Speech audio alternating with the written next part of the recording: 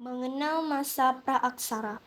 Praaksara berasal dari gabungan kata, yaitu pra dan aksara. Pra artinya sebelum dan aksara berarti tulisan.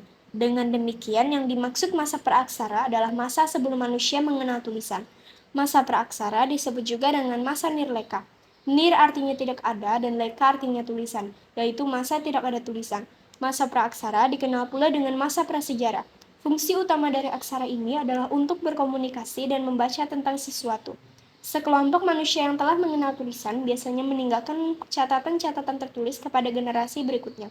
Catatan itu dapat berupa batu tertulis atau prasasti dan naskah-naskah kuno. Dari catatan tertulis tersebut, kita dapat mengetahui kehidupan orang-orang zaman dahulu. Masa praaksara dimulai sejak manusia ada. Itulah titik dimulainya masa praaksara. Adapun waktu berakhirnya masa praaksara adalah setelah manusia mulai mengenal tulisan. Adapun masyarakat di Indonesia mulai mengenal tulisan sekitar abad ke-5 Masehi. Hal ini diketahui dari yupa, batu tertulis peninggalan Kerajaan Kutai yang terdapat di Muara Kaman, Kalimantan Timur. Dengan demikian, bangsa Indonesia meninggalkan masa praaksara pada abad ke-5 Masehi. Periodisasi masa praaksara. Manusia pertama kali muncul di muka bumi ini kira-kira 3 juta tahun yang lalu. Untuk mengetahui perkembangan manusia sejak awal kehidupannya, kita perlu mempelajari terlebih dahulu periodisasi atau pembebakan zaman di muka bumi.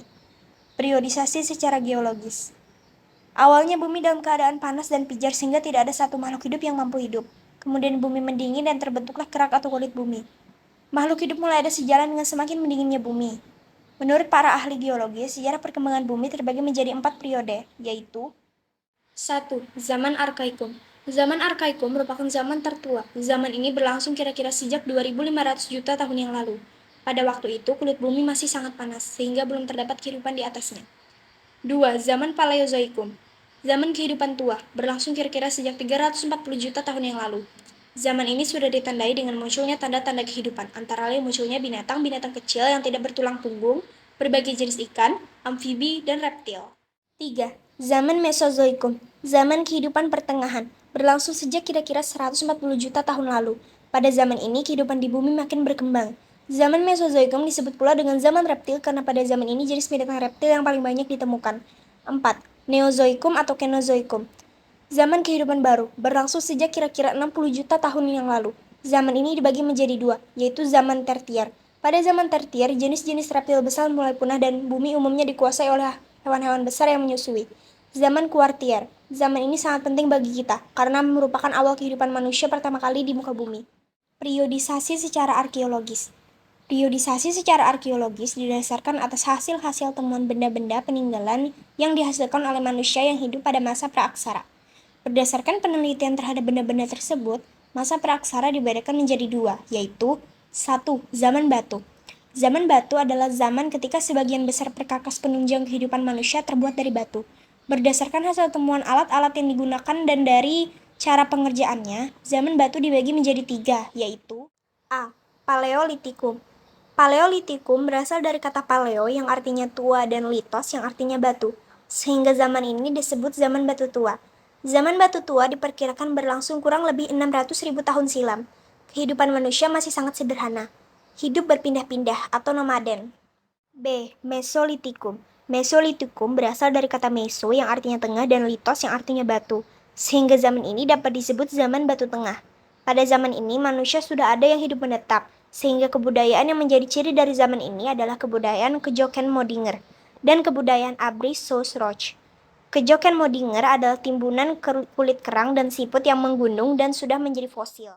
C. Neolitikum. Neolitikum berasal dari kata neo yang artinya baru dan litos yang artinya batu. Neolitikum berarti zaman batu baru. Pada zaman ini mereka mulai hidup menetap dan mampu menghasilkan bahan makanan sendiri melalui kegiatan bercocok tanam. D. Tradisi megalitik. Megalitik berasal dari kata mega yang artinya besar dan litos yang artinya batu. Megalitik berarti batu besar. Jadi yang dimaksud dengan tradisi megalitik adalah pendirian bangunan dari batu yang berukuran besar. Jenis-jenis bangunan megalitik antara lain sebagai berikut. 1. Menhir adalah bangunan berupa batu tegak atau tugu. 2. Dolmen adalah bangunan berupa meja batu, terdiri atas batu lebar yang ditopang oleh beberapa batu yang lain. 3. Kubur peti batu adalah tempat menyimpan mayat. 4. Waruga merupakan peti kubur batu dalam ukuran yang kecil. 5. Sarkofagus adalah bangunan berupa kubur batu yang berbentuk seperti lesung dan diberi tutur. 6. Pundan berundak adalah bangunan bertingkat yang dihubungkan tanjakan kecil. 7. Patung. Bentuk patung masih sangat sederhana, umumnya berbentuk binatang atau manusia. Zaman logam. Pada zaman ini, manusia tidak hanya mempergunakan bahan-bahan dari batu untuk membuat alat-alat kehidupannya, tetapi juga mempergunakan bahan dari logam, yaitu perunggu dan besi. Benda-benda yang dihasilkan pada zaman ini antara lain adalah kapak corong, kapak yang menyerupai corong, nekara, moko, bejana perunggu, manik-manik, dan cendrasa atau kapak sepatu. C. Periodisasi berdasarkan perkembangan kehidupan. 1. Masa berburu dan mengumpulkan makanan. Masa berburu makanan dibagi menjadi dua tingkat, yaitu A. Masa berburu dan mengumpulkan makanan tingkat sederhana. Manusia yang hidup pada masa ini masih rendah tingkat peradabannya. Mereka hidup mengembara, pindah dari tempat yang satu ke tempat yang lain sebagai pemburu binatang dan penangkap ikan. Di samping itu, mereka juga meramu, yakni mencari dan mengumpulkan makanan. 1. Kehidupan ekonomi. Kehidupan manusia pada masa berburu dan mengumpulkan makanan tingkat sederhana masih sangat bergantung pada alam. Jika sumber makanan di sekitar tempat mereka menipis atau sudah habis, mereka berpindah ke tempat lain. 2. Kehidupan sosial. Sesuai dengan cara memenuhi kebutuhan, manusia pada masa ini hidupnya tidak menetap. Mereka selalu berpindah-pindah tempat, mencari tempat tinggal baru yang banyak terdapat binatang buruan dan bahan makanan. Manusia pada masa berburu dan mengumpulkan makanan tingkat sederhana hidup secara berkelompok yang tersusun dari keluarga-keluarga kecil. 3. Kehidupan budaya. Pada masa ini, manusia sudah mampu membuat alat-alat sederhana dari batu atau tulang dan kayu. Alat-alat tersebut antara lain sebagai berikut. A. Alat-alat batu inti, terdiri kapak perimbas, kapak menetak, pahat genggam, dan kapak genggam.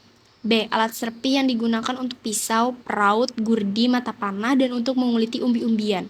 C. Alat dari tulang dan kayu. B. Masa berburu dan mengumpulkan makanan tingkat lanjut. Kehidupan manusia pada masa ini sudah mengalami perkembangan dibandingkan dengan masa sebelumnya. Manusia mulai hidup menetap walaupun hanya untuk sementara waktu dan mulai mengenal cara bercocok tanam sederhana. Selain itu, tampak kegiatan-kegiatan manusia yang menghasilkan sesuatu yang belum dicapai pada masa sebelumnya, seperti lukisan di dinding gua atau dinding karang. 1. Kehidupan ekonomi. Manusia pada masa berburu dan mengumpulkan makanan tingkat lanjut sudah mengenal cara bercocok tanam dengan sistem berladang. Selain berladang, mereka juga memelihara dan mengembangbiakan binatang.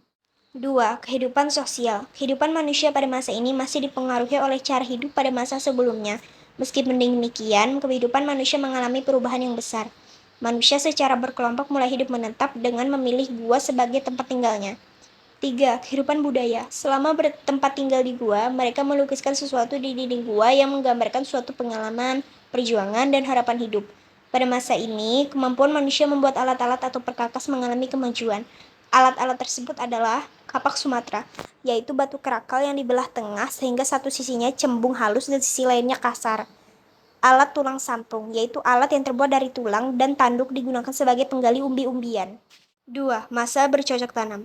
Pada masa ini, peradaban manusia sudah mencapai tingkatan yang cukup tinggi. Manusia sudah memiliki kemampuan mengolah alam untuk memenuhi kebutuhan hidup dengan bercocok tanam dan mengembangbiakan binatang ternak.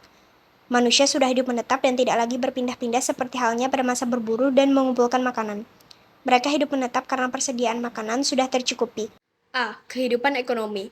Kebutuhan makanan dipenuhi dengan cara membabat hutan dan semak belukar untuk ditanami berbagai jenis tanaman sehingga terciptalah ladang-ladang yang memberikan hasil pertanian.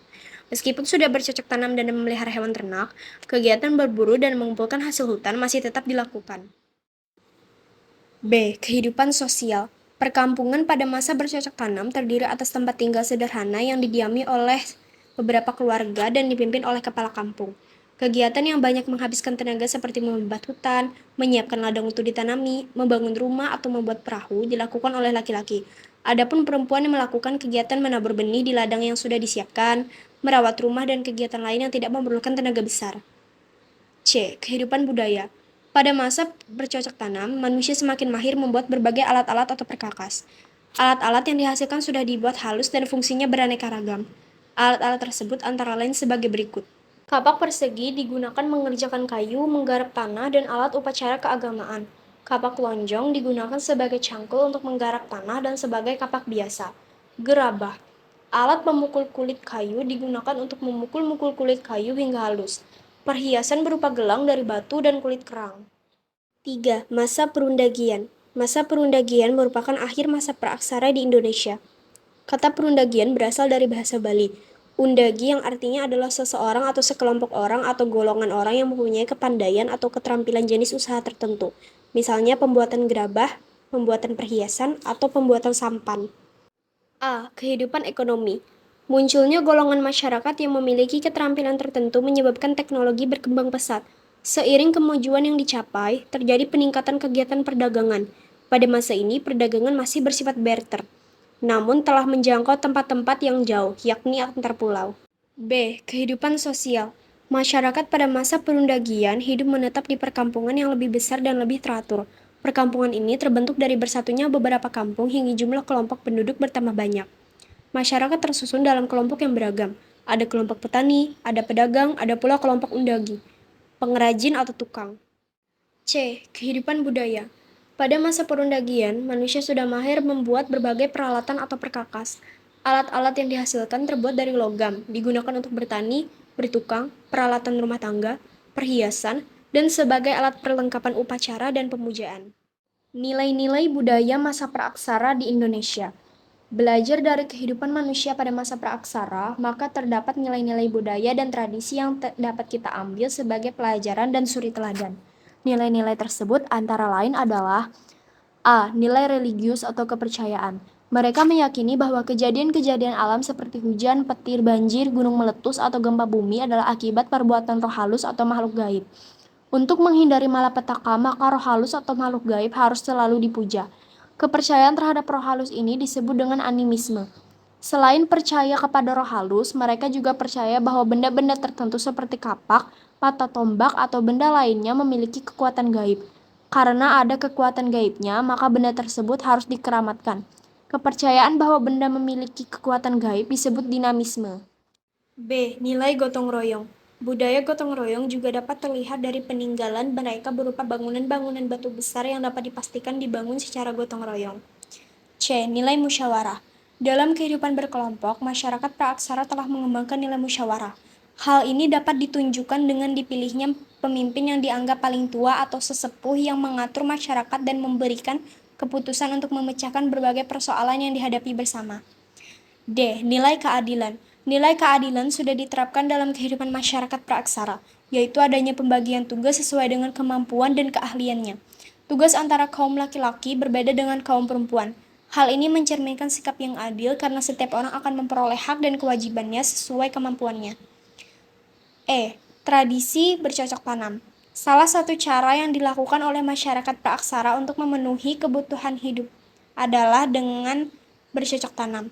Hal ini dibuktikan dengan ditemukannya alat khas pertanian yang berupa beliung persegi dan alat lainnya. F. Tradisi bahari atau pelayaran. Perahu-perahu cadik merupakan bentuk yang paling umum dikenal pada waktu itu. Perahu bercadik adalah perahu yang kanan kirinya dipasang alat dari bambu dan kayu agar perahunya tidak mudah oleng. Perahu bercadik memegang peranan yang sangat penting dalam kehidupan masa praaksara. Selain sebagai sarana lalu lintas sungai dan laut, perahu ini juga berperan sebagai alat penyebaran budaya. Nenek moyang bangsa Indonesia. Paul dan Fritz Sarasin atau Sarasin bersaudara mengemukakan bahwa penduduk asli Indonesia adalah suatu ras yang berkulit gelap dan bertubuh kecil. Ras ini pada awalnya mendiami Asia bagian Tenggara yang saat itu masih bersatu sebagai daratan pada zaman es atau periode glasial. Namun setelah periode es berakhir dan es mencair, maka dataran tersebut kemudian terpisah oleh lautan yaitu Laut Cina Selatan dan Laut Jawa.